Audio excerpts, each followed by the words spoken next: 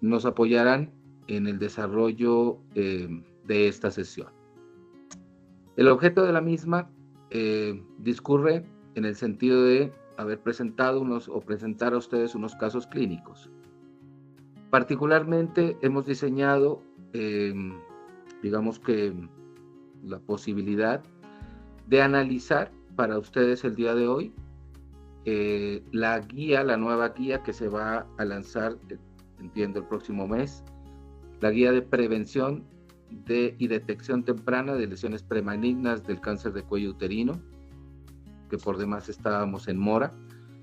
Creo que todos saben que veníamos trabajando la resolución 3280, ya que nuestra guía anterior de 2014 ya se había quedado un poco atrasada. Vemos con beneplácito que ya esta nueva guía vaya a apoyarnos o seguirnos apoyando un poco en la prevención de una enfermedad que en lo particular considero que pues prácticamente no debería existir, entendiendo que el cáncer de cuello uterino es el único cáncer prevenible. En ese orden de ideas y alrededor de esta nueva guía presentaré a ustedes los algoritmos que se nos van a presentar y que ustedes van a conocer en el transcurso de este tiempo, y apoyado en la presentación de algunos casos clínicos podamos generar una discusión constructiva, un apoyo con respecto a lo que se nos va a plantear o que se nos plantea a través de la guía, y por supuesto la participación dinámica de repito, los doctores Buitrago, el doctor Amaya, la doctora Erazo, y por supuesto ustedes como auditorio, que si tienen a bien alguna inquietud o alguna duda con respecto a lo que se vaya desarrollando, les voy a solicitar que a través del chat hagan y escriban sus inquietudes para irlas resolviendo en la medida del desarrollo de esta sesión. Entendiendo que ya el enfoque era poder analizar un poco los pormenores de la guía, voy a presentar a ustedes casos bastante elementales que espero sean símiles a la práctica clínica que cada uno de los asistentes pueda tener o se les pueda llegar a presentar. Primero voy a presentar un caso clínico para poder generar un poco la sensibilización de lo que hoy queremos a través de esta sesión académica. Comienzo por presentarles el caso de una paciente de 38 años, abogada de profesión, perteneciente al régimen contributivo y de estado civil casada. Ella fue tamizada en el año 2022, como la resolución lo emana, con una prueba de virus de papiloma humano, un DNA, el cual fue positivo para genotipos de grupo 1 u otros genotipos de alto riesgo. Complementario a ella, le practicaron una citología que sugirió una lesión intraepitelial de bajo grado. La paciente fue llevada a colposcopia. La colposcopia, el reporte del colposcopista en esa primera instancia fue negativo, encontró un cuello aparentemente normal, a pesar de ello le practicó una biopsia, la cual fue reportada como una cervicitis crónica. De ese año 2022 al siguiente año, 2023, la paciente fue citada a control, nuevamente a control con prueba de BPH, la cual persiste siendo positiva para grupo 1 de fenotipos de alto riesgo, o riesgo intermedio, perdón. Es llevada nuevamente a colposcopista, el mismo que la recibió la primera vez. Aquí ya encuentra algunos cambios que le sugirieron en el hallazgo colposcópico una lesión intraepitelial de bajo grado, de la cual le tomó una biopsia. El reporte de su biopsia, en este caso en el año 2023, ya le reportó una lesión intraepitelial de bajo grado, un NIC1, y tomó la decisión de hacerle un tratamiento ablativo y la citó a crioterapia, la cual le practicó sin ninguna complicación, según la descripción de su historia clínica. Estoy hablando del año 2023. Este ginecólogo la cita nuevamente a control, le practica y la cita para el año 2024, casi que exactamente un año, según las fechas que se reportan. Y la citología no la citó a control con BPH, la citó a control y le practicó citología él mismo. Y la citología persiste con una lesión intraepitelial de bajo grado. Nuevamente la lleva a colposcopia, estamos hablando del mismo colposcopista. Él encuentra hallazgos de una lesión de bajo grado y le toma una biopsia. La biopsia en este momento ya para el año 2024, 2 años después, le reporta una lesión de alto grado. Y a esto la somete y la programan a conización. La paciente llega ya a nuestra unidad y le practicamos la conización, la cual nos reporta un carcinoma de células escamosas, superficialmente invasivo, lo que antes se consideraba como un carcinoma microinfiltrante. Muy bien. Aquí lo que estamos viendo, entonces, y es como que la sensibilización, es que nosotros trabajamos de diario en la interpretación de pruebas de tipo diagnóstico, de tal suerte que vamos a necesitar una juiciosa interpretación de las mismas, un entendimiento juicioso de las mismas, porque finalmente los algoritmos y las personas expertas en este tema, lo que hacen cuando desarrollan la guía es precisamente validar, tomar esas pruebas diagnósticas, establecer cuál es su peso epidemiológico, para darnos a nosotros, a través de estos algoritmos, herramientas que nos permitan ir dilucidando cuáles son las que se pueden ajustar mejor a cada tipo de paciente y a cada momento de la vida. Estoy hablando de desde la citología cervical, desde las pruebas NAT, las ADN-BPH y la misma colposcopia. En ese orden de ideas, les repito, pues tenemos que volver a retomar y entender que cualquiera de esas tres pruebas diagnósticas deben tener para ellas características de reproducibilidad y de validez. Me detengo particularmente en la validez, interna o externa, porque es lo que finalmente nos va a permitir establecer cuál va a ser la sensibilidad y la especificidad de cada una de esas pruebas. Y que son finalmente lo que nosotros en el consultorio, cuando nos llega la paciente con una prueba diagnóstica y vemos su palmarés, su historial previo, poder entender y determinar cuál es la mejor opción de seguimiento, sobre todo con las pacientes, porque yo creo que a todos nos ha pasado. Si nosotros hacemos un análisis de cada una de nuestras unidades de patología cervical, yo siempre lo he sostenido, a mí no me preocupan las que estamos diagnosticando con lesiones premalignas, la paciente que nos llega con el NIC2, NIC3, esas pacientes no nos preocupan porque finalmente ya están diagnosticadas y están siendo sometidas a un tratamiento. La que nos resulta como el galimatías del proceso es aquellas pacientes que son positivas para ciertos tipos de BPH 16, 18, 45, incluso los otros, y que a las demás pruebas diagnósticas son negativas. Entonces, este cuadro de sensibilidades y especificidades es lo que nos permite a nosotros, y entiendo también a los expertos, repito, que elaboran las guías, les permiten establecer cuáles son los parámetros a seguir. Una de las cosas que, bueno, en la literatura no pude encontrar, estuve intentando averiguar con algunos colegas, sobre todo la sensibilidad y la especificidad de los patólogos. Si bien esto no es una prueba diagnóstica, por supuesto, sí influye mucho para nosotros también y repercute mucho en el proceso de seguimientos, sobre todo pacientes con tratamientos. Entonces, simplemente recordar la gran especificidad que tiene la citología y la profunda debilidad que tiene en su sensibilidad, que nuestras pruebas de ADN-BPH son altamente sensibles y con buena especificidad, pero superada por la citología. Aquí también la disyuntiva que nosotros al principio pensamos que cuando llegó la prueba de BPH iba a reemplazar en absoluto la citología, hemos visto que no, sigue siendo de alguna utilidad. Esto también es importante, a veces no nos gusta medirnos y creo que nosotros la correlación histológico-colposcópica en aras de la honestidad deberíamos seguirla haciendo.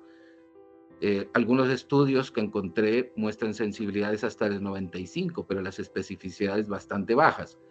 Creo que también eso es algo a tener en cuenta. Entonces, una vez entendido y sensibilizado lo que nosotros debemos interpretar como pruebas, comienzo con algunos casos clínicos. Les repito, es algo realmente, intenté cogerlo lo más elemental posible para que podamos generar algún análisis juicioso de nuestra guía.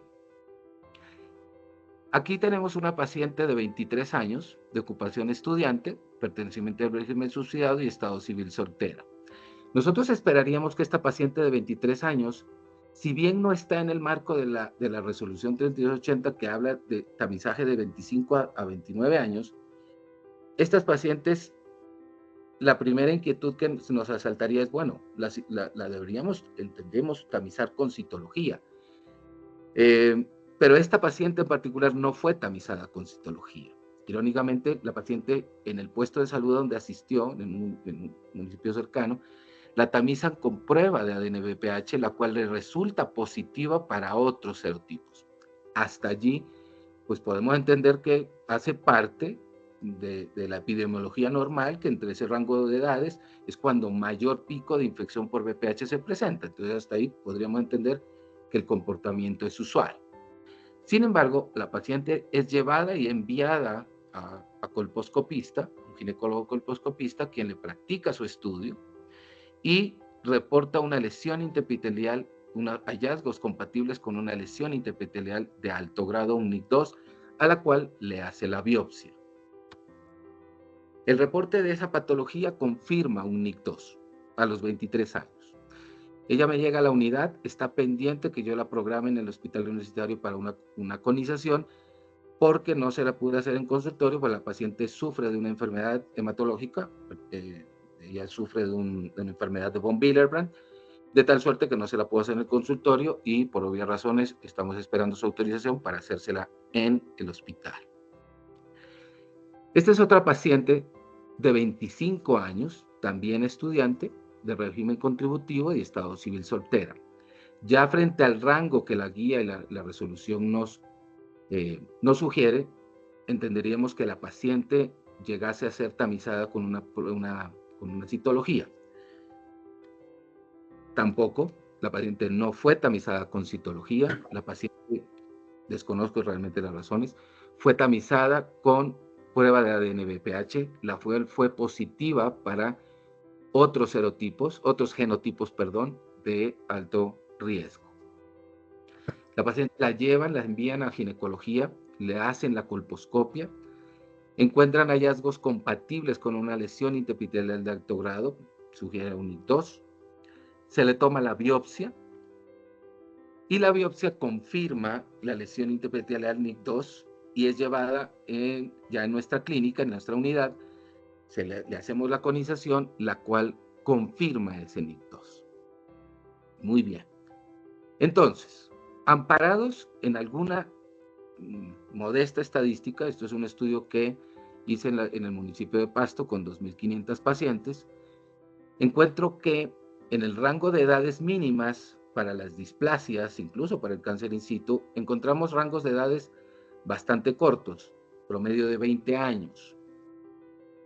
En ese orden de ideas, cuando uno ve la guía, la nueva guía, nos habla sobre la aplicación, la tamización de edades a partir de los 25 años.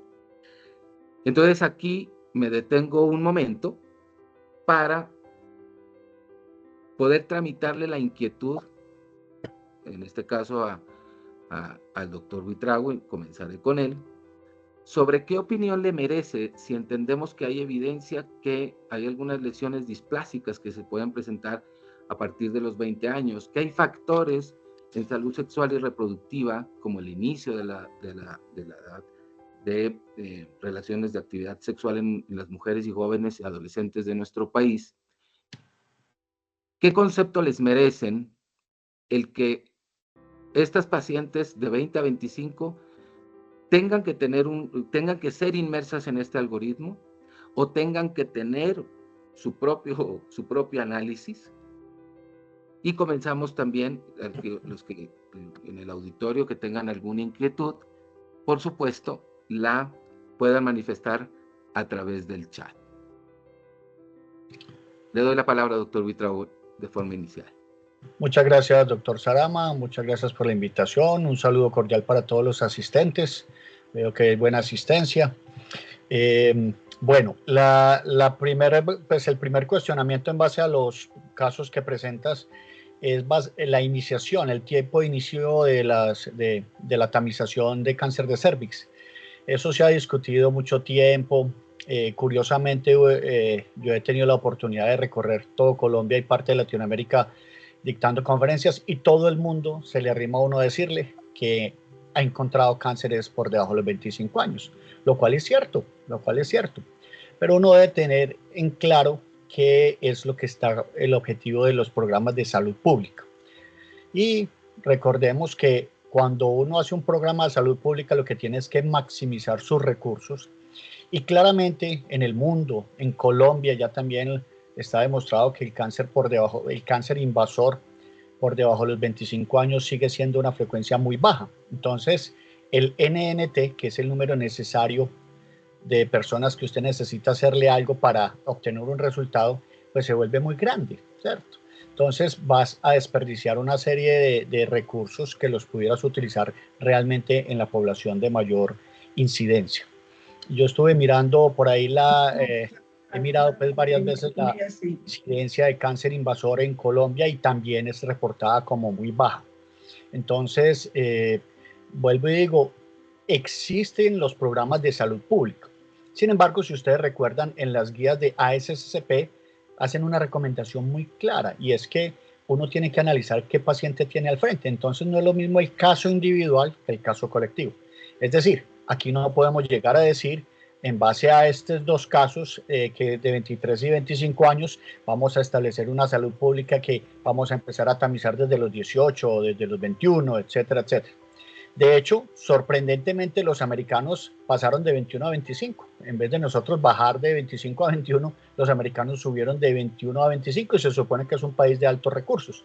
Entonces, quiere decir que definitivamente la incidencia por debajo de esa edad es baja.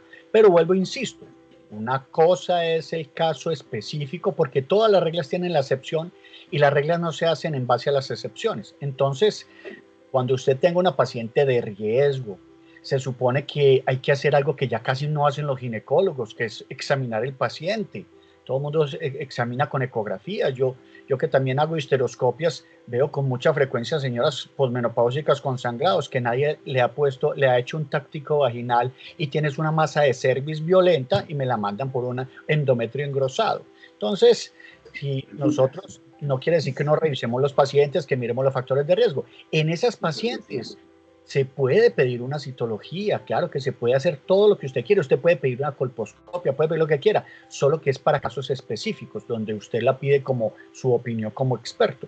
Pero aquí no pudiéramos decir que podemos hacer un cambio en las guías, porque estaríamos realmente aumentando una serie de tamizaciones a una población que la posibilidad de encontrar a una paciente enferma es muchísimo más bajo que en la población que sí necesitamos una mayor gasto de recursos para detectar definitivamente una lesión invasora o una preinvasora de alto grado.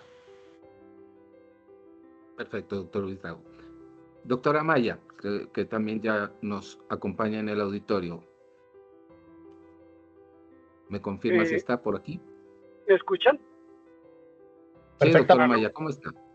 Bien, qué pena, es que no puedo prender la cámara porque no me está funcionando, pero le estoy escuchando y discúlpeme haber entrado un poquito tarde, pero el tráfico de Bogotá se me complicó un poquito la situación. Pero bueno, digamos para el caso, de acuerdo con el doctor Buitrago, de acuerdo con lo que dice el doctor Sarama, tamizar a las mujeres menores de 25 años en el primer caso que presenta el doctor Sarama, pues no es que no se pueda hacer, sino como dice el doctor Buitrago, debe reunir algunas condiciones para hacerlo y salirse de la guía, y por eso la guía le habilita para que las mujeres con factores de riesgo puedan ser tamizadas antes de los 25 años. Lo que yo entendí es que esta paciente tiene una enfermedad de von Willebrand no estoy tan seguro si este sería un factor de riesgo, pero la gran duda que existe es cuáles son los factores de riesgo para tamizar estas mujeres de 25 años. Generalmente se habla pues mujeres con inicio muy temprano de relaciones sexuales, la multiparidad, múltiples compañeros sexuales y diabetes o inmunosuprimidas. Bueno, en esta paciente probablemente pues por la enfermedad de von Willebrand le hicieron la prueba de tamización porque pues como es demanda inducida pues lo hacen, pero pues está bien. En el caso de la segunda paciente de 25 años con el NIC2, mire que no es tan raro y de hecho la guía nueva o en general las guías abordan este problema de mujeres menores de 30 años con NIC2 y aconsejan en estos casos dejarlas en observación por la alta probabilidad de regresión de la lesión. Entonces en esta paciente pues igual se le hizo la colonización, se confirmó el NIC2 y digamos que uno muy tranquilamente o con más tranquilidad la puede dejar en seguimiento con citología pues mientras llegue hasta los 30 años y en mi concepto se debería también incluir la prueba de BPH porque pues ya se hace seguimiento del tratamiento de un ley de alto grado, entonces se puede hacer la tramitación de seguimiento con esta paciente. Es lo que tengo que comentar, doctor Salazar. Gracias por el espacio. Ok, gracias a usted, doctora Maya. Doctora Elizabeth, ¿ustedes en Ecuador tienen la guía desarrollada en este mismo enfoque?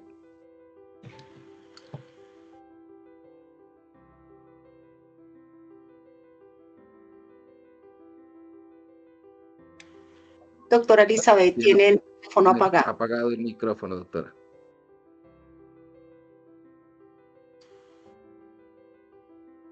Ya. Sí, bueno, gracias, doctor Sarama, y pues muchas gracias a todos por la invitación.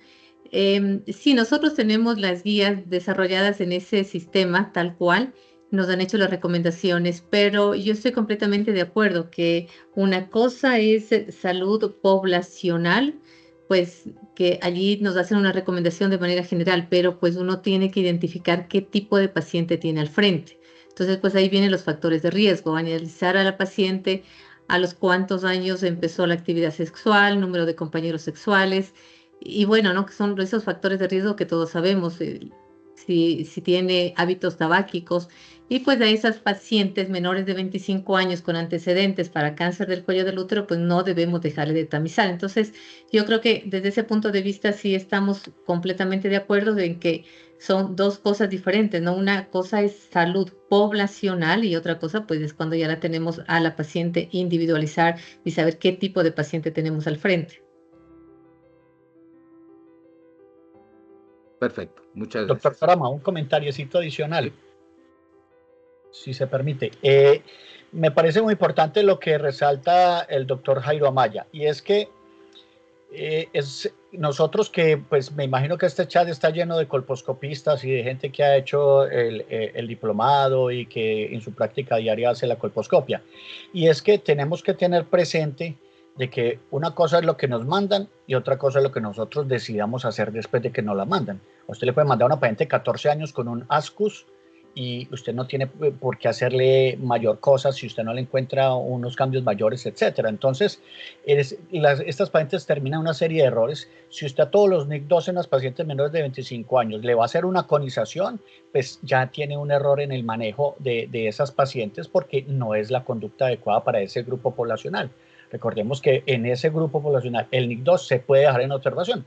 Obviamente intervendrán el tipo de lesión colposcópica que veamos, la facilidad de seguimiento, los otros factores de riesgo, etcétera, etcétera, como hemos dicho, dependiendo de cada paciente en general, pero la gran mayoría de esas pacientes deberían ser de manejo de observación porque el NIC2 va a tener un porcentaje demasiado alto de aclaramiento y van a seguir normal y no van a tener necesidad de ningún tratamiento, dijéramos, destructivo o ablativo o de resección innecesario que le pueda llevar con no graves secuelas, pues porque sabemos que tampoco es que sea una cosa muy grave, pero que es un tratamiento innecesario. Creo que esa es una de las grandes conclusiones a la que esperaba llegar con respecto a todos los asistentes del día de hoy. Porque yo quería, perdón, doctor Sarama, tal vez acotar algo. En el primer caso de la paciente, el primer caso que usted presentó, en esa paciente que se le hizo colposcopías rutinariamente casi cada año. Todas las colposcopías eran LSIR, pero resulta que al tercer año de seguimiento ya les sale un HICIR. Entonces, otra cosa que uno tiene que analizar, son pacientes que probablemente fue vacunada y como que el ojo del colposcopista debe ser un poquito más adecuado, más fino en los hallazgos colposcópicos que vamos a tener que encontrar en las pacientes post vacunación. No sé qué opinan.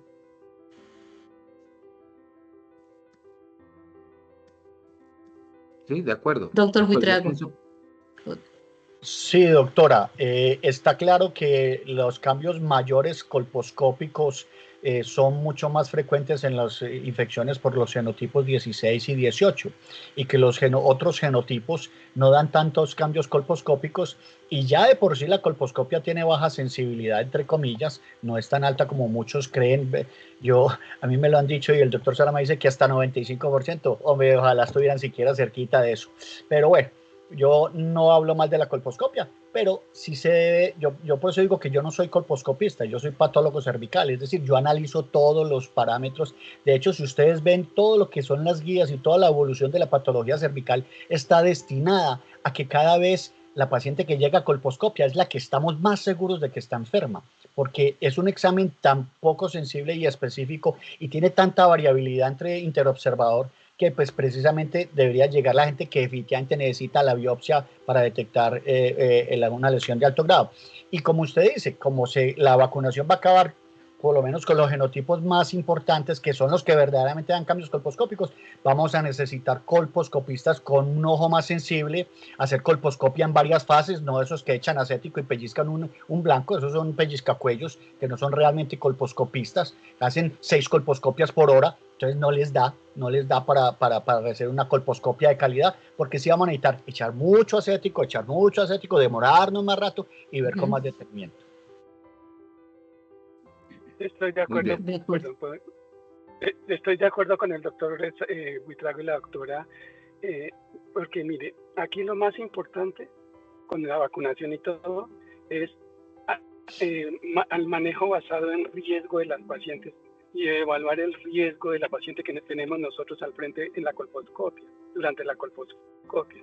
Y por eso se insiste mucho, y el doctor Buitrago lo dijo y estoy de acuerdo con él por eso, que examinen la paciente, miren la historia clínica, los antecedentes, revisen bien quién es la paciente, las pruebas de tamización por la cual motivaron la remisión a colposcopia, es decir, cuál es el resultado de la citología, cuál es la prueba de BPH, cuál es el genotipo identificado, y si tiene alguna otra prueba de triaje, por ejemplo la de Sintec Plus o algo, pues mirar eso y calcularle un riesgo, y si es un riesgo muy alto en la colposcopia, pues tienen que buscarle, como dice el doctor Buitrago y la doctora, tienen que afinar el oído para, afinar el ojo para y tratar de buscar la lesión. Sí, qué pena. Eso era lo que tenía que decir. Está silenciado, doctor Sarama. Creo que lo hemos evacuado perfectamente. Vamos a avanzar entonces con la siguiente parte. Y quiero mostrarles, permítanme por favor.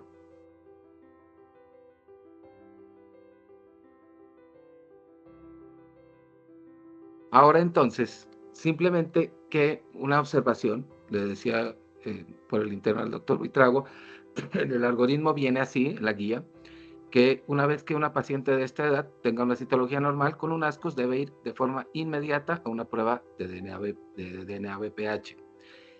Pero resulta que no en todas partes se puede disponer, ojalá, este es el deber ser, ni más faltaba, pero en algunos sitios no se dispone siempre. Faltan reactivos, no hay contratación, en fin. Creo que sí sería interesante establecer la posibilidad de que aquí se evalúe dentro del algoritmo qué se va a hacer si no se dispone de forma inmediata. Esta paciente se va a llevar a una colposcopia, o cuál va a ser el camino a hacer. Creo que eso es algo que deberíamos buscar. Si se dispone o no de la prueba, si no se dispone de forma inmediata la prueba, si esta paciente va a ir a colposcopia o se va a esperar el tiempo suficiente, que yo creo que sí daría el tiempo suficiente para buscar una prueba de DNA-BPH. Muy bien.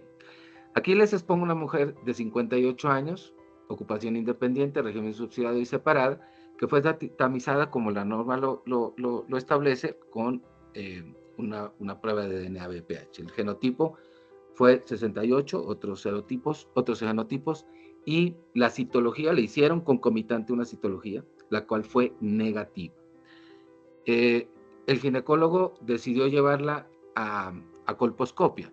Sin embargo, aquí en la nueva guía nos está diciendo esto: todas estas pacientes con BPH de alto riesgo, no 16, 18, 45, deben ir a citología. Y si esa citología es negativa, la paciente se le hará un seguimiento a los 18 o 24 meses. Muy bien.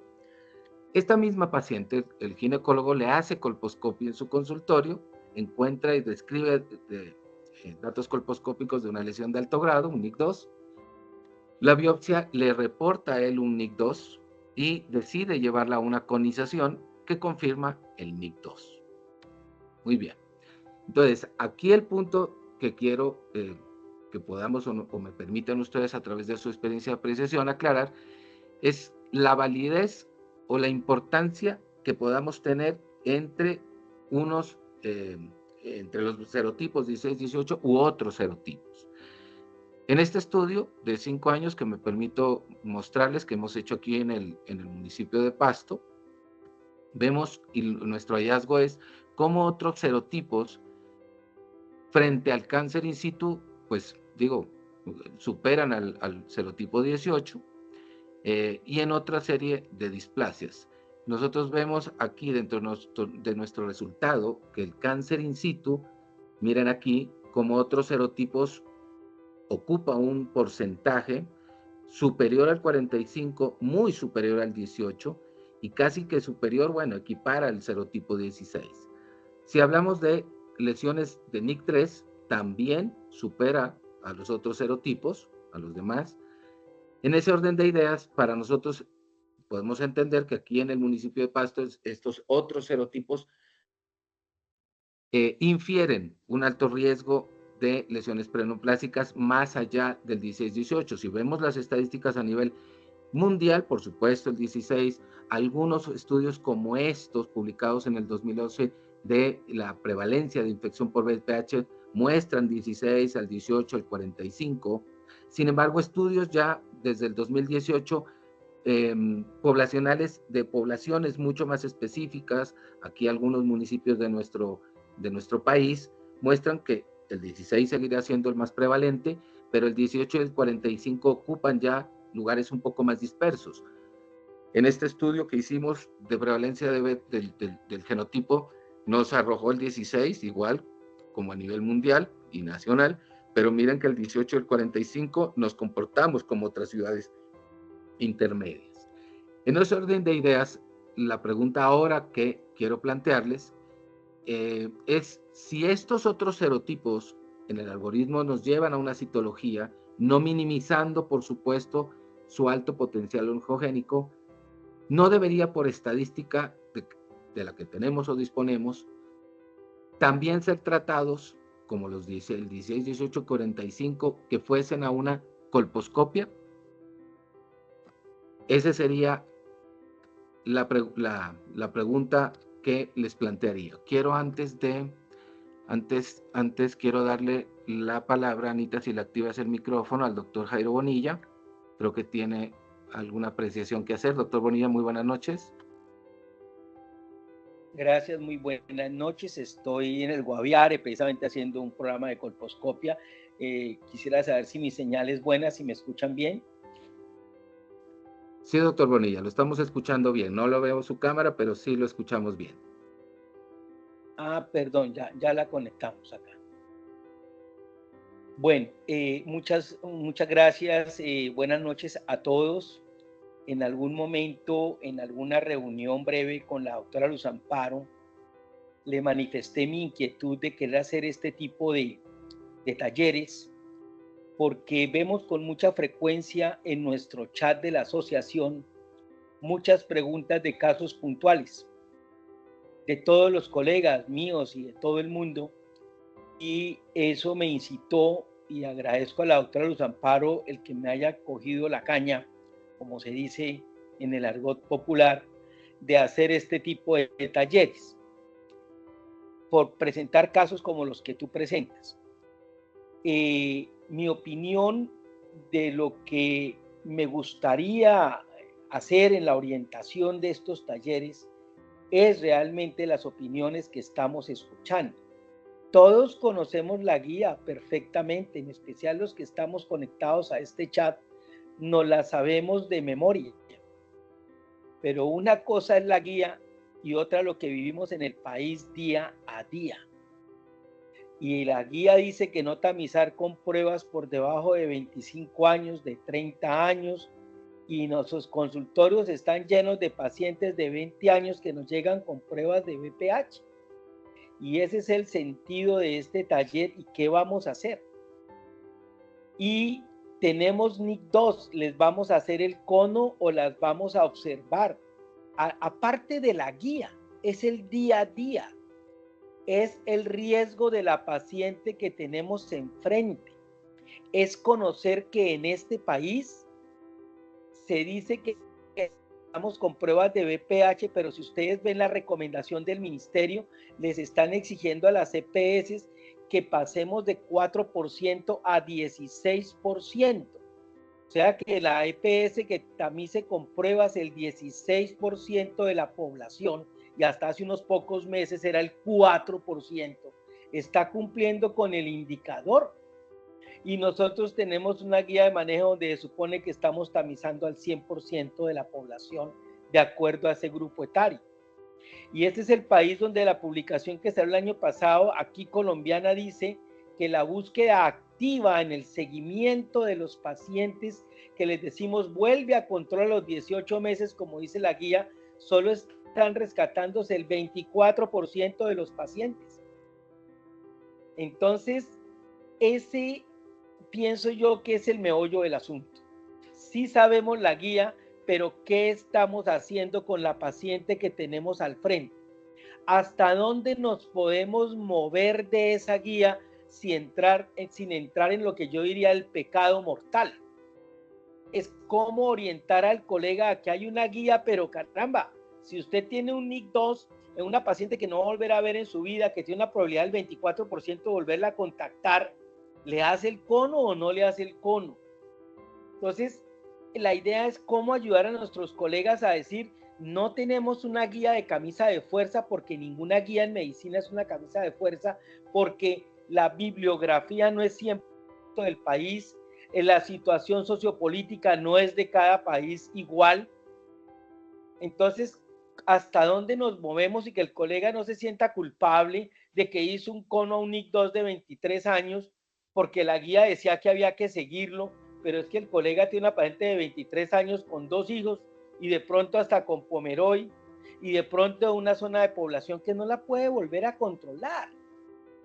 Entonces yo pienso que la guía la conocemos, pero estos casos hay que analizarlos desde un punto de vista de utilizar todo el conocimiento y todas las publicaciones para saber cómo nos podemos mover dentro de la guía. Sabemos que cuando uno observa un NIC2 lo tiene que observar un año, porque al año o progresó o regresó, pero la paciente que tenemos enfrente sí podemos garantizar que vuelva en un año. Y entrar a hablar de un tema de genotipificación tan específico, si es hora de nuestro país de empezar a hablar de eso, si es hora de que si es el 31 lo difiero, si es el 35, si estamos, tenemos país para eso, tenemos un sistema de salud para eso. Entonces, nosotros, y yo lo que propongo es lo que se está haciendo, porque me gusta mucho la opinión de todos los que han participado, es qué paciente tenemos enfrente, cuál es el riesgo de la paciente que tenemos enfrente. Otro tema completamente diferente es salud pública. ¿Dónde coloco el recurso? ¿Le voy a dar colposcopia a todas? ¿Tengo plata en el país para hacerle conización a todos los NIC2 o las puedo observar? Ese es un tema de salud pública. Y eso hizo que las guías de manejo estén como están.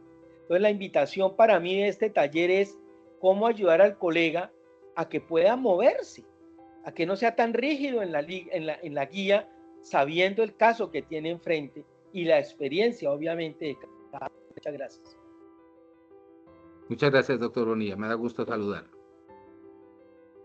Vuelvo a abrirle la inquietud con respecto al valor que tienen o tendrán los genotipos, de otros considerados como otros de alto riesgo frente a los de 16, 18 y 45. Doctor Buitrago, ¿usted qué opina con respecto a eso? Muchas gracias, doctor Sarama. Bueno, con respecto a eso, una de las cosas que hace que nuestros congresos de patología cervical sean llenos es porque la patología cervical es de la parte de la ginecología con más dinamismo, y es porque se tiene que estar reescribiendo a diario, ya que el comportamiento y el curso normal de la enfermedad ha variado en base a la vacunación, en base a la tamización, etcétera. Entonces, tenemos que ser dinámicos en ese aspecto, y lo que antes pudo no ser, hoy puede ser. ¿Cierto? Por ejemplo, hoy sabemos que ya el 18 casi que está medio abolido, ¿cierto? Entonces ya el 18 no va a ser una causa de nuestra preocupación, pero empiezan a aparecer otros genotipos como los de mayor incidencia y de mayor preocupación. Dijéramos el 31, el 45, el 58, serían como otros virus que tienen como que van como detrás ahí en el lote puntero de producción de cáncer. Entonces, ya en la medida en que se mejoren los programas de vacunación, seguramente esos ya irán a comandar, y eso lo veo en las gráficas de incidencia y de genotipificación. Entonces, la ventaja, por ejemplo, hoy de hacer genotipificación completa, ¿es cuál? Es que usted sepa que no tiene persistencia en la infección, sino que tiene persistencia en la específica infección de un genotipo, porque si usted está infectado de un genotipo y al año viene con otro genotipo, pues ya aclaró la otra y tiene una nueva, y quiere decir que está aclarando perfectamente la infección. Cosas como esas. Entonces, yo pienso que al día de hoy, el 16 y el 18 en todas las guías siguen siendo importantes. Para algunas otras guías el 45, el 31 y el 58 pudieran ser. Veo que para la nueva va a salir con el 45, para otros es más importante el 31 y para otros más importante el 58, pero vuelvo y digo, ya se va viendo que algunas de esas pacientes que tenga un genotipo de eso, y vuelvo, insisto, y lo que hemos dicho todos aquí en esta presentación, es que si usted tiene además de eso una paciente de riesgo, una paciente que tiene un comportamiento que no, etcétera, etcétera, pues ir a colposcopia directamente será una de las buenas opciones, ¿cierto? Pero si usted decide no hacer colposcopia, ojo, cuando usted no hace colposcopia, mínimo tiene que hacer una especuloscopia, ¿cierto? Es decir, póngale un espéculo, mire que esté bien, que todo lo observe claramente, ¿cierto? A la simple vista, porque puede pasársele cosas, ¿cierto? Entonces, vuelvo y digo, cada día empezarán a aparecer otros genotipos. Por ahora que yo sepa, el que presentaste del 68 no estaría dentro de esos de riesgo, porque también estarías llevando demasiadas personas a colposcopia, y pues si usted mira, ninguno de estos casos, por ejemplo sería un NIC2. Recuerden que el NIC2, si usted cambia de patólogo, puede que hasta le reporte un NIC1, ¿cierto? Entonces, no quiere decir que haya un mal manejo en esa paciente porque le dejaron un año y se le avanzó la enfermedad. No, está dentro del límite de detectarle una lesión de alto grado. Es más, pudo haber esperado un tiempo más y de pronto, si está de malas, aparece un NIC3, pero pudo haber aclarado incluso solo. Entonces, yo pienso que las guías están bien hechas hasta ahora, las recomendaciones siguen siendo útiles, y vuelvo y digo, no es lo mismo un 68 en una paciente sin tanto riesgo que una paciente de mucho riesgo. Pues igual uno con cualquier alteración en cualquiera de las pruebas de tamización la va a llevar, una inmunosuprimida, etcétera, ¿cierto? Perfecto, doctor Buitrago, muy amable. Doctor Amaya, ¿qué consideración le merece esta situación? Creo que algo que tocó el doctor Buitrago, creo que es como que el punto que nos genera esto, la vacunación. ¿Usted cree que este cambio en la priorización, en la prevalencia de genotipos responda ya, lo que estamos viendo es una respuesta ya a la vacunación? Yo pensaría que sí, y efectivamente si analizamos el impacto de la vacunación en las mujeres menores de 14 años, que es la población que más responde, que más se beneficia de una vacunación, el efecto que uno esperaría es que las infecciones que están incluidas dentro de la vacuna se disminuyan en un 90-95% si se cumple la vacunación en estas mujeres. Si ya se posterga más, o sea, a medida que la edad va aumentando en la mujer, la respuesta va disminuyendo.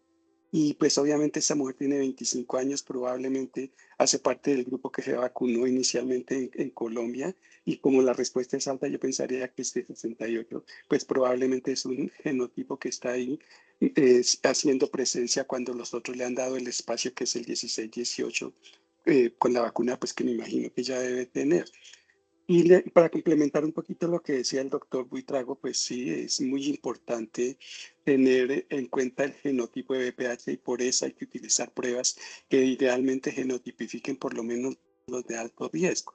Me llama igualmente la atención lo que dice el doctor Buitrago, que el 45 lo incluyeron dentro de las nuevas guías como alto riesgo después del 16 y el 18, y cuando uno mira la literatura, en realidad, digamos, más o menos proporción es esta. Si el 16, el BPH 16 tiene un riesgo de 100% de producir una lesión de alto grado o cáncer, el que le sigue en probabilidad de producir cáncer es el 33 con un 60% más o menos. Después viene el 18 con un 60%, que son similares los dos. Y ya un poquito más lejos está el 31 con una probabilidad del 43%. Y después viene el 52.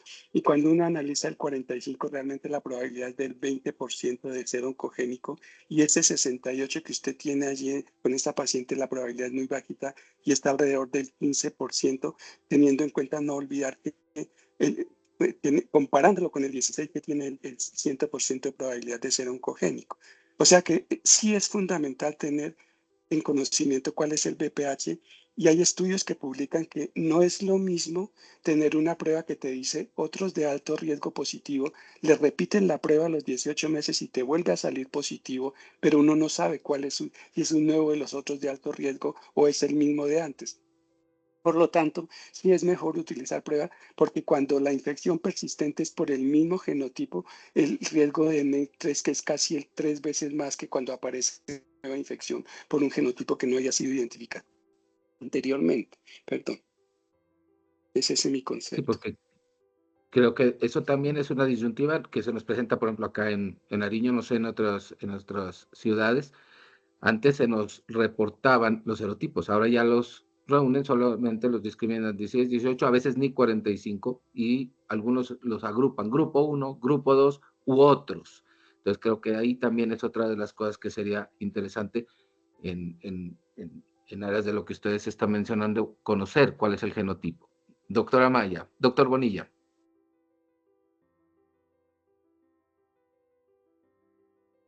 Sí, lo que acaba de hablar Jairito Amaya, en ánimos de hacer como algo más global y práctico que nos quede, porque es exactamente igual lo que acaba de decir Jairito. Yo diría que podríamos decir en genotipificación que obviamente el BPH más importante es el 16, y ahí hablaríamos debajo del 16 de 3 grupos, para que nos quede como en la memoria. Un grupo muy alto en cuanto a oncogenicidad lo estaría estableciendo el 33 y el 18. Un segundo grupo, 35, 45, 52, 31 y 58. Y un último grupo, los que restan.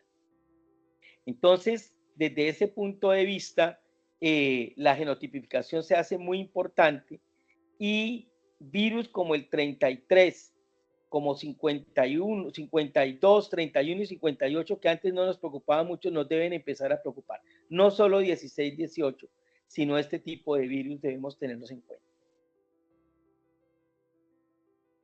Muy bien, perfecto. Bueno, quiero finalmente, ya en el corto tiempo, y para darle respuestas, veo que en el chat hay algunas preguntas, dejarle tiempo a esto. Quiero presentar y terminar presentándoles a ustedes estos 3 casos. ¿Me confirman si lo están viendo la pantalla? Perfectamente. Muy bien. Quiero mostrarles 3 casos. Esta es una paciente de 33 años, comerciante, régimen subsidiado y soltera, que fue tamizada con prueba de ADN positiva para serotipo 16. La paciente fue llevada a colposcopia le hicimos la colposcopia, fue negativa, los hallazgos no mostraron cambios y la biopsia mostró una cervicitis crónica. La segunda paciente es una paciente de 43 años, terapeuta ocupacional de régimen contributivo, que fue tipificada para serotipo 45. La colposcopia también fue negativa y la biopsia fue negativa. La última paciente, 35 años, genotipo 16. La colposcopia fue también negativa, al igual que la patología. En ese orden de ideas, si seguimos el algoritmo de estas pacientes de alto riesgo, 16, 18 y 45, si estamos viendo que la colposcopia es negativa, esta paciente le haríamos un seguimiento a 24 meses. Quiero preguntarle, y particularmente aquí, si ya el peso que pueda tener la prueba diagnóstica como la citología en la decisión y seguimiento de estas pacientes. Hasta allí creo que las 3 pacientes discurrieron dentro de la ruta que se solicitaba. Sin embargo, la primera paciente con serotipo 16 tenía una citología con lesión de alto grado. La segunda y la tercera paciente tenían citología y les hicieron citología concomitante que reportó lesión intravitreal de bajo grado en proposición, en sugerir. Aquí la pregunta que quiero plantearle, sobre todo desde el punto de vista epidemiológico, es: sin esta citología y siguiendo el algoritmo, el seguimiento normal con prueba de ADN BPH a los 18-24 meses, si la citología siendo positiva cambia de alguna forma la perspectiva de ese seguimiento. Es decir, finalmente, ¿cuál es el peso que le podemos dar estadísticamente a estas pacientes al diagnóstico de la prueba de BPH? Doctora Maya, ¿qué opina al respecto? ¿Qué opinaría al respecto? Pues mire, aquí lo más importante que yo hablo de pronto en las charlas que doy es que cuando uno utilice pruebas de tamización en una enfermedad como es el cáncer de cuello uterino, no tiene que mirar individualmente el rendimiento de la prueba en un momento determinado, porque esta tamización es un proceso, es un continuo en la vida de la mujer, donde se tamiza, se retamiza, o sea, lo que llamamos la primera, la segunda, la tercera, la cuarta ronda de tamización. Y en epidemiología hay 2 conceptos muy interesantes para tener en cuenta cuando miren pruebas diagnósticas, y es el rendimiento transversal de la prueba diagnóstica. ¿Qué significa eso? En un momento determinado, como en un corte transversal, por eso se llama rendimiento transversal, mirar ahí cuál es la verdad de la posibilidad de tener la enfermedad en la mujer. Y en ese sentido se evalúa la prueba con sensibilidad y especificidad, valor predictivo negativo, valor predictivo positivo, pero tiene un problema y es los falsos negativos. ¿Cuáles son los falsos negativos de la citología? Son muy altos, ¿sí? Y entonces ahí necesitamos analizar el rendimiento de una prueba diagnóstica a largo plazo que se llama el rendimiento longitudinal de la prueba de tamización. Y allí en ese caso es donde ya miramos cuáles son las tasas de incidencia de NIC3 o más de las pacientes que fueron negativas en una prueba de tamización. Al comienzo, o sea, cuando fueron basalmente negativas, ¿cuál es la tasa de incidencia de las lesiones de ley de alto grado básicamente? Y ahí de lejos las pruebas NAT, BPH y RNA les llevan una ventaja muy grande a la citología. En los estudios que están publicados del rendimiento clínico longitudinal de las pruebas de BPH y las NAT, cualquiera de las 2, lo que nos dice más o menos es que cuando la prueba negativa de RNA es negativa en el punto 0, a los 5 años la tasa de detección de ley de alto grado es 0.15 con RNA y de 0.20 con DNA. Cuando ya lo siguen a 10 años más o menos, la tasa de incidencia es 1.22 para cualquiera de las 2, o sea, las 2 tienen un rendimiento, mientras que la citología tiene casi 4 o 5 veces más. Es decir, la prueba de BPH disminuye 65% la probabilidad de detección de un ley de alto grado en pacientes cuya citología fue negativa en el punto 0. Y ese es el punto clave y el dato clave para tener en cuenta, y es que las pruebas de BPH en rendimiento longitudinal son de lejos mucho mejor que la citología y por eso lo están tratando de reemplazar. ¿Cuál es el dato? 65% menos de detección de ley de alto grado en pacientes que fueron negativas con BPH comparado con la citología. Ese es el dato más o menos. Le pregunto, doctor, ¿usted cree que a corto plazo las pruebas NAT, pero basadas en RNA, buscando la diferenciación entre una enfermedad transformante o persistente, puedan llegar a influir incluso o desplazar la de ADN? Resumen, las dos pruebas son exactamente iguales. La de RNA tiene una ventaja sobre la del DNA y es que tiene un poco más de especificidad, exactamente un 3% más de especificidad en rendimiento longitudinal. Y ese 3% le confiere una ventaja muy importante porque disminuye los procedimientos necesarios a realizar en las pacientes de un programa de tamización, disminuye el número necesario a tratar, que hablaba por ahí el doctor Buitrago al comienzo, más o menos, digamos, el número necesario a tratar para prevenir una muerte cuando se hace tamización primaria con DNA es 30 y el número necesario a tratar cuando se hace tamización con RNA es de 24. Pero tiene una desventaja con el DNA y es que el DNA, cuando se usa como prueba de tamización primaria, disminuye más o menos un 64% la mortalidad por cáncer y el RNA lo disminuye un 60%. Esa diferencia en un desenlace tan importante como es la mortalidad es lo que no le ha permitido de lejos irse a la prueba de RNA separada del DNA y la junta, porque en el fondo las dos pruebas son exactamente iguales en mi concepto. Perfecto, gracias, doctor. Doctora Elizabeth, ¿tiene alguna anotación que aportarnos con respecto al tema? No, y prácticamente estoy de acuerdo con lo que han dicho los doctores que me antecedieron, claro. Es muy importante contar con pruebas que sean validadas y eso nos ayuda realmente a tener una información mucho más clara, mucho más precisa, porque pues siempre tenemos que contar con pruebas validadas. A veces hay pruebas que se realizan de manera casera y pues uno no sabe con qué estarán utilizando y a veces de eso nos da muchos falsos positivos, falsos negativos y podemos incurrir en errores. Muy bien, gracias. Quiero dar respuesta en el chat. Hay una pregunta de la doctora Carmen Bolívar. Se la transfiero al doctor Buitrago si nos puede colaborar. Dice: buenas noches, tengo un caso de paciente de 32 años con test de BPH negativo, citología, lesión intraepitelial de bajo grado, colposcopia sugiere, entiendo, lesión de bajo grado, y la biopsia, lesión intraepitelial de alto grado. Lo que aquí también es jugar un poco con ese cuadro de sensibilidades y especificidades, creo yo. ¿Qué opina, doctor Buitrago?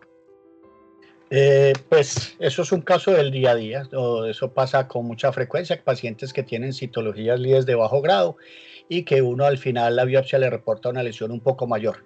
Lo que tiene uno que tener en cuenta es lo que hemos dicho, el NIC2 es lo que quiso el grupo LAST, era como sacarle esa casilla de ahí porque unos NIC2 se van a comportar como NIC1 y no son verdaderas lesiones de alto grado y algunos NIC2 sí son verdaderas lesiones de alto grado. Para eso usted puede utilizar el P16 o mirarle el informe colposcópico si entonces lo deja en seguimiento. No necesariamente hay que tratar todas esas pacientes. Cada paciente, como han dicho los otros, si es fácil seguimiento, etcétera, pues uno podrá dejar en seguimiento, pero no es nada sorprendente que una paciente que tenga un líder de bajo grado tenga una lesión de alto grado. De hecho, está reportado que un porcentaje importante puedan tener lesiones de alto grado y otras no van a tener nada y otras van a tener un PBH o ninguno. O sea, eso no, en cualquiera de las anormalidades citológicas hay un porcentaje. Lo que sí quería mencionar yo con respecto a lo que habías mencionado de si hacer o no citología. Lo primero es que la citología ahí no funciona como prueba diagnóstica, sino como una prueba de triaje. O sea, una segunda prueba que selecciona un poco más ese grupo poblacional y pues sí es muy diferente. Por ejemplo, si usted tiene una lesión de alto grado en la citología y un P16, recordemos que para las guías americanas va directamente a corización. ¿cierto? Porque la posibilidad de tener un NIC3 más es más del 60% o un NIC2 más del 70%. Mientras si fuera un VPH positivo con una lesión de bajo grado, pues eso baja casi que hasta un 4%. Entonces, uno, de todas maneras, como les digo, es muy importante la correlación entre las dos pruebas y obviamente junto con los factores de riesgo de la paciente, la toma de decisiones en cuanto al manejo. Por ejemplo, esos 3 casos que ponen son totalmente distintos los 3 y el manejo de los 3 es completamente diferente también postcolposcópico. Perfecto, muy amable. Doctor Bonilla. Iba a comentar a propósito de las pruebas de RNA que es importante conocer que en este momento las pruebas disponibles en el mercado no generan genotipificación. Eso también es un problema para involucrarlas dentro de los proyectos de tamizaje, y no tienen control interno. Al no tener control interno, pues son pruebas que se limitarían y no se podrían usar por autotoma. Son pequeñas diferencias, pero que hacen que se mantengan todavía las pruebas de DNA como el gold estándar para el tamizaje.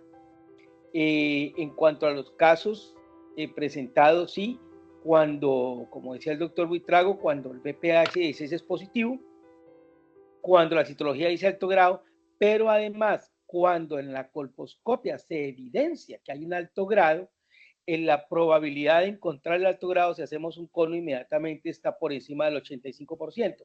En este caso tengo entendido que la colposcopia fue negativa.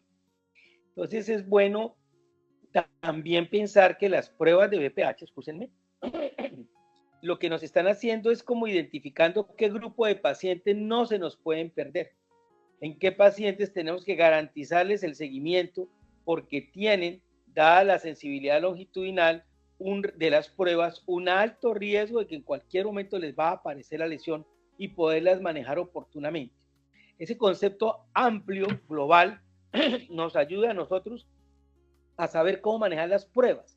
Básicamente las pruebas de VPH lo que nos están es enseñando, porque en mi concepto hasta ahora estamos aprendiendo.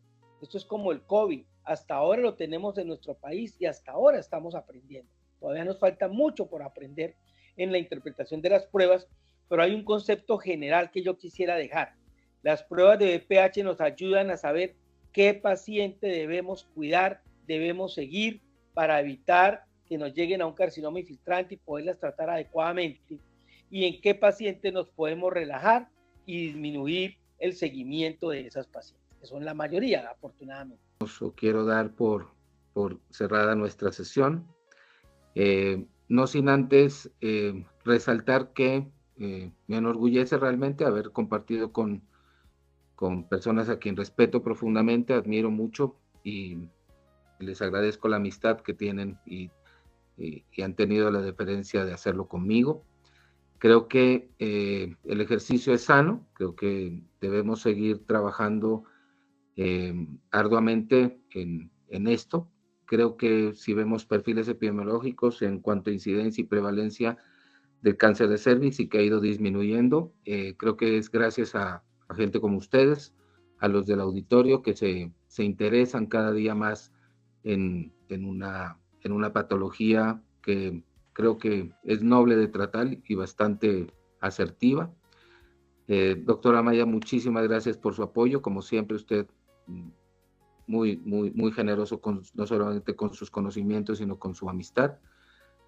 De igual forma, doctor Buitrago, les presto mi sincera amistad y mi respeto, mi agradecimiento por su presencia. Doctora Elizabeth, me dio mucho gusto conocerla. Esperamos seguir compartiendo con usted en estos escenarios y los que usted considere también a bien. Gracias. Todos los que han participado y han permanecido con nosotros en el auditorio, espero que haya sido de valioso ayuda para ustedes en cuanto a generarles alguna, no solamente conocimiento, sino a veces hasta inquietudes. Se va uno a veces con más inquietudes. Mil gracias, Anita, por la gestión. Les agradezco a todos. Que Dios los bendiga, que tengan una feliz noche y un buen descanso.